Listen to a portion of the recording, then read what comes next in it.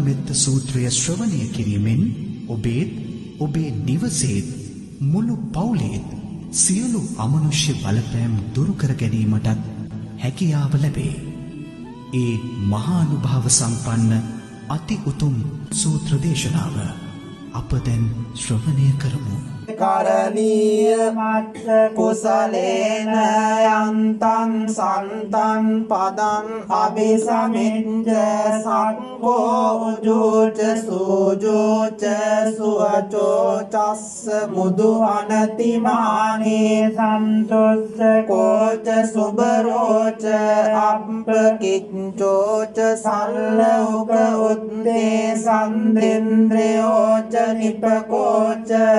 අප්පකම්බෝ කුලේසු අනනුගින්දෝ නච කුද්දං සමාචරේ කිංචේන විඤ්ඤෝ පරේ උපවදෙවියොන් සුඛිනෝ වාකේමිනෝ හොන්තු සම්බේ සන්තා භවන්තු සුඛි සන්තා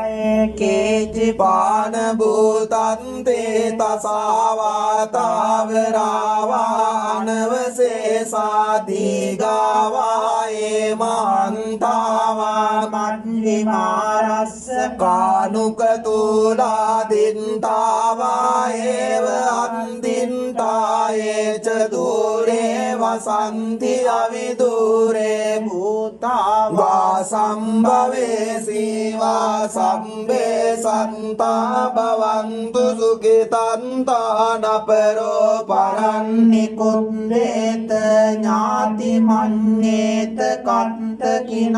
කංචේ භ්‍යාරෝසනා පටිග සංඥා ඥාඤ්ඤ මඤ්ඤස්ස දුක්ඛමින් ජේය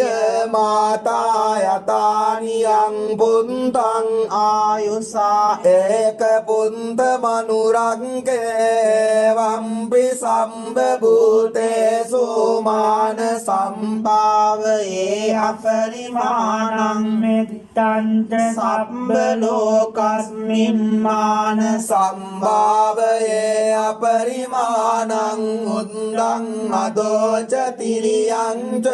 අසම්බාධං අවේරං අසපත්තං තිට්ඨං චරං නිසින්නෝ වා සයානෝ වා යාවතස්ස විගත මිද්දෝ ඒතං සතින් අදින්තේය